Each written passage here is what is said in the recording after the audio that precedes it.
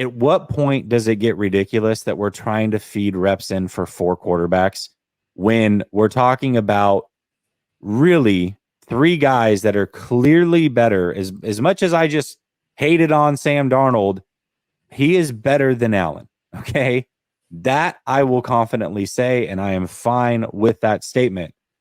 But when we have 3 guys that one is trying to learn the system in Sam Darnold, one needs every rep that he can get because he hasn't thrown in competitive football games outside of a few very much since 2019 and Trey Lance, and Brock Purdy coming off of a major injury, being named the starter going into just his second year in the NFL, could use every rep that he can get as well. Why are we giving reps to 4 quarterbacks and making quarterbacks sit for 20 to 25 minutes between their period to figure out what exactly? Is Kyle messing this up? And if not, what the hell is the game plan? Vish, this time I'll start with you. What is your opinion on this? I think that they looked at Allen and how he played at OTAs, and I know Larry talked about it a little because did both of you predict that Darnold gets cut when we did the show last week, and that Allen makes traded. The team? Traded. Yeah, and I think they do look at this quarterback situation that way. I think they look at Allen as a guy that's capable of making their 53-man roster, and they're going to give him an opportunity to do it from what it sounds like. And I think in the case that he does fulfill and earn this opportunity, which means that by giving him these reps, he actually proves enough to make the roster on this team, then we'll go back to everybody's favorite conversation because we're going to be talking about trading one of Sam Darnold or Trey Lance at that point, both of which are kind of financially funky to trade because it's not like the Niners necessarily save that much money by trading them, but those are the only 2 guys we can really talk about with trade when we're talking about this quarterback situation. Because like we've mentioned, right, Purdy's worst case scenario is if this season is catastrophic because he's the 49ers backup.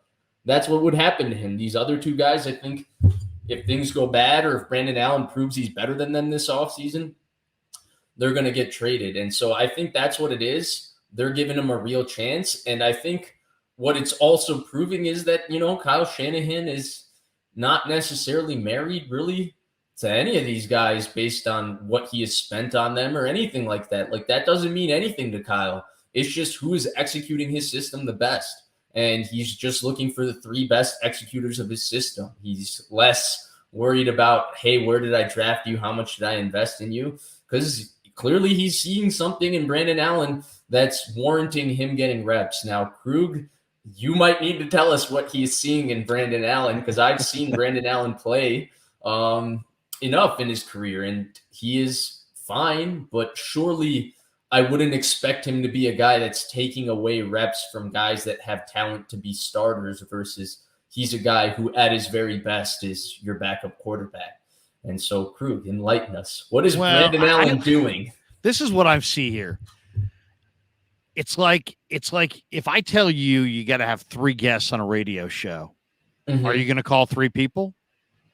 Are you going to call 4 people? Are you going to call 5 people? You're going to call as many people as you think you need to call to have 3 guests on a radio show, right?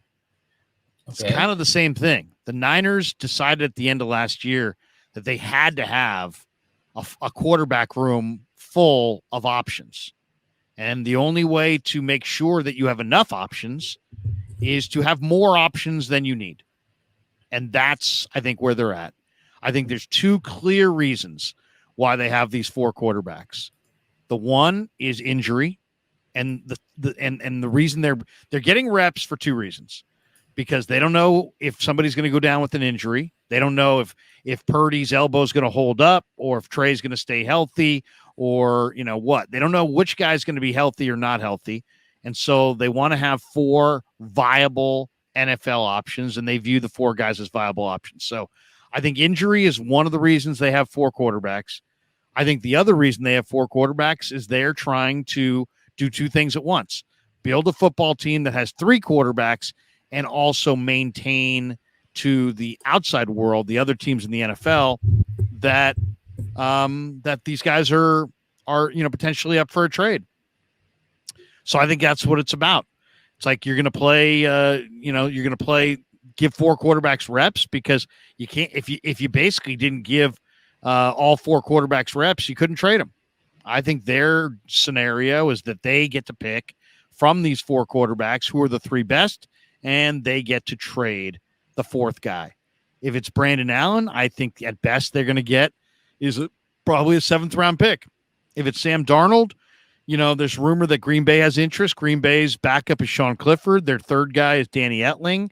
As much as I think Sam Darnold's flawed, I think those guys are more flawed. So I think Green Bay, especially since they're kind of a consistently competitive organization, they're going with Jordan Love. They probably would like to have Sam Darnold, and it might be worth a 5th or 6th round pick. And I think the Niners are positioning themselves to potentially make a move with one of these quarterbacks that isn't Brock. Brock's not going to be traded. One of the other 3 guys, I believe, is. And that's it. I think they want to give themselves ultimate flexibility. They want to cover themselves against injury. And if you don't give one of the guys reps, then everybody knows you're going to cut them, and then there's no reason to trade for them. So I think that's ultimately why they're getting reps. They may have to use them, and so they want to make sure they have reps, and they would like to trade them, trade one. And the only way to maintain that is by giving them reps. But how long do you carry it out? You carry it out for a week, you carry it out for 10 days, you carry it out the entire preseason. I don't know. That I don't know. But if you said, what's the game plan? I think that's the game plan.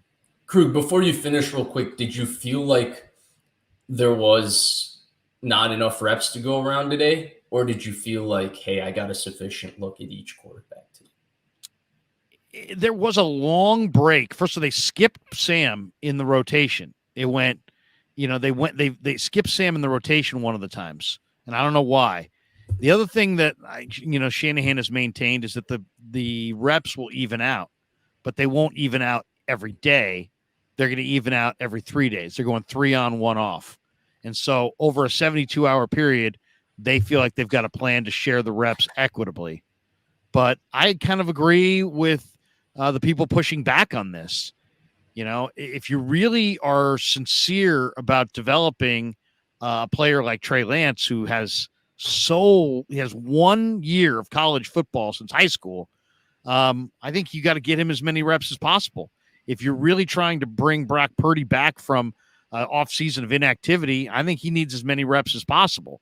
So when you have your 2 top guys, in my opinion, need lots of reps, I don't know that I love the plan, but I think that at the end of the day, I think that I verbalize what I think their plan is. They want to have 3, and the only way to guarantee they're going to have 3 is by having 4 and then being covered if one gets hurt. And the only way you're going to get anything in return for any of these guys at the cut down is if other teams believe that anyone, because they're not just giving them reps. Kyle Shanahan's talking everybody up. I mean, that's the other part of this. He's talked up Brandon Allen. He's talked up Trey Lance. He's talked up Sam Darnold. So now, if you're looking at this from afar, and there might be some team that likes Brandon Allen, that wants him. He was number 2 in Cincinnati. The 49ers do. Brock Purdy was a 7th round pick. So the Niners have done incredibly well on day 3. So maybe they value day 3 picks. Maybe they feel like they can steal one for Brandon Allen. Maybe they feel like they could steal one for Sam Darnold. Maybe they feel like this whole charade is worth, I call it a charade, but this whole, let's talk up 4 quarterbacks and share reps between 4 quarterbacks. Maybe they feel like this is the best solution to make sure they're covered and maybe be able to get some compensation that they view as valuable. I don't know. I personally would rather see your top guys get more reps. Is there a worry that then, I guess you addressed it pretty much, but the next question, right, is that, and I guess it's to you, Jesse, is there a worry that these guys aren't getting enough reps, right? We've talked about the abbreviated practice schedule ad nauseum with the new CBA, right?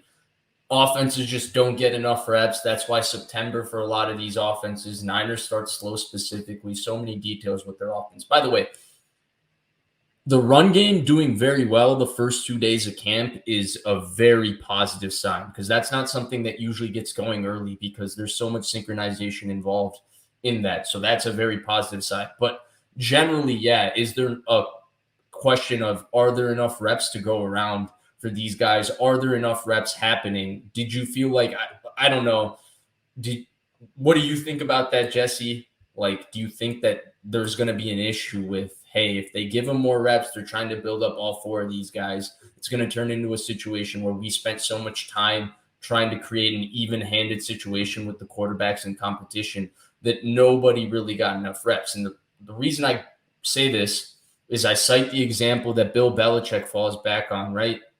When they had the Brady-Bledsoe quarterback controversy, and Bledsoe came back from injury, Belichick split reps that week of practice and ultimately went to Brady.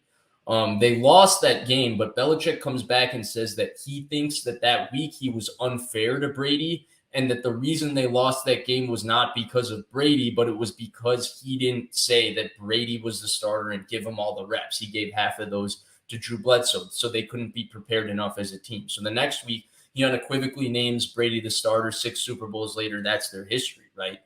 Is there a situation where they're so invested in building up these quarterbacks and building up their value that they're missing maybe getting these guys valuable reps and getting them ready for the season? And then my second question is, Krug was over there talking about them coveting a day 3 pick. They didn't want a day 3 pick for Nick Mullins and CJ Beathard. They wanted a mid-round pick for that. How the hell do we know that they'll be even willing to part with one of these guys for a late-round pick? That's exactly where I was going, Vish. You definitely teed me up on that one, because the 49ers have insane values of their quarterbacks. Kyle Shanahan has never met a quarterback that has been on his roster that he does not absolutely love, absolutely covet. He overplays or overvalues all of his guys for whatever reason. And so I don't know if their evaluation is realistic of what they can get back, and B, if you are doing a disservice to all of them, which I believe they are by doing this. I think this is absolutely the wrong way to handle it. Now, on day 3s, it won't be so bad because Brock won't be throwing. You'll have the other 3 guys going. It'll kind of even itself out. That's great. But 66% of your practices, you are shortchanging really everybody. And I think that is a major mistake. If the plan, Vish, is to trade either Sam or Trey, presumably, because they believe Allen is a good third string quarterback or what have you, why wouldn't you speed up that process and give Trey and Sam every single rep you can over the next 7 days and make that decision definitively, and then make the move to try to trade them while you start to incorporate Allen however you want to do that? By doing it this way, you are prolonging the process of actually knowing which one is a better option. If that is the route they are trying to take, I think it's a mistake. Krug? Why don't they end this sooner and trade one of these guys sooner? Is that what you're well, I'm saying if the struggle is really, hey, we're going to keep one between Sam and Trey. We're for sure keeping Allen. We think as a third string, price wise, what he brings to the table is perfect. We're going to keep Allen. We're going to keep Purdy. If the decision is truly between Trey and Sam Darnold, is Vish alluded to, if that is the concern, then why not give every rep you can to Trey and Sam Darnold and figure out which one you actually want to keep? Because 5 reps a day and 11 on 11s is not going to get you figured anything out in a fast manner. Go ahead, Vish. Can I offer you the other side to this? Yeah. Because I think what they might be doing what you're saying, but the opposite. What if the decision is less about Trey versus Sam, but is Brandon Allen capable of making our 53-man roster? And what if they're giving him these reps right now, and it's in this first week, either you prove that you're capable of competing in this competition, or your reps are gone and you're looking at as our practice squad guy, 4th guy, you're going to play cleanup duty in preseason. What if it's that? If it's that, I'm not as against it, but still, I just, my whole thing going into this offseason was a bit of frustration with having Sam Darnold here.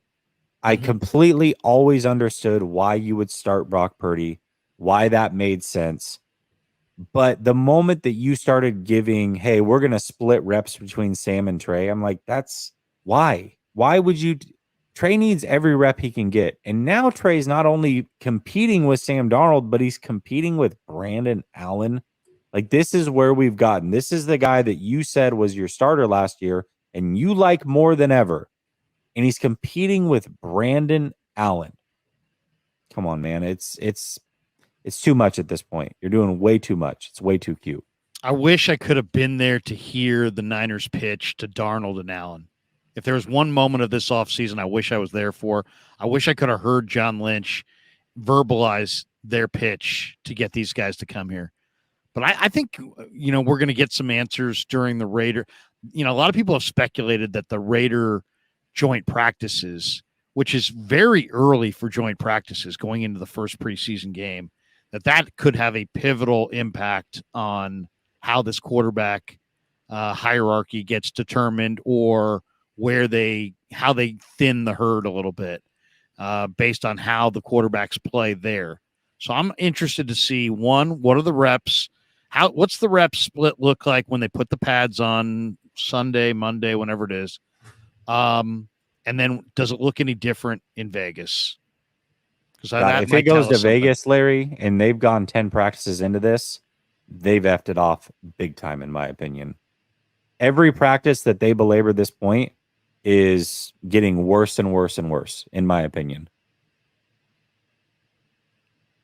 The way I look at it is, outside of maybe Brock, who, they have the plan to start 2 out of 3 practices, I think they've done a major disservice to 3 other guys for 10 practices, is the way that I see it. If that's Here's the one thing, though, we're being very critical of the Niners on one front. We're assuming that they knew what Brock's situation was going to be. What if the one angle on this we're not really discussing is, what if they didn't because they signed these players at a time when they didn't know for sure what Brock was going to be. So back to my point of, if you want coverage, like if you're walking out of the link going, we are not going through that again. Hell, if we're going to get lost with a situation where we don't have enough quarterbacks, we are going to have more quarterbacks than we need if that's what it comes down to. And then you don't know about Brock's situation. And when you went and added these quarterbacks, would they do it if they knew that Brock was going to be back before camp even started and he was going to miss no time and it was going to be a full go at the beginning of camp? I wonder if they would have all 4 quarterbacks. And my guess is no. And I think they were covering themselves against the unknown of his return and when he would return in and what condition he would return in. And I don't think they'll go too long with 4, but now I think the reps is a lot about, let's make the league believe we like everybody, and if somebody wants to come to us, we'll get something in return. Otherwise you're just taking valuable reps away from a guy like Trey Lance, who needs these reps, who needs these repetitions with the number 1s. Or number 2s. He just needs field time. And I don't think it's a good situation if he ever sits like Sam Darnold sat today for 25 minutes without playing in the middle of a practice.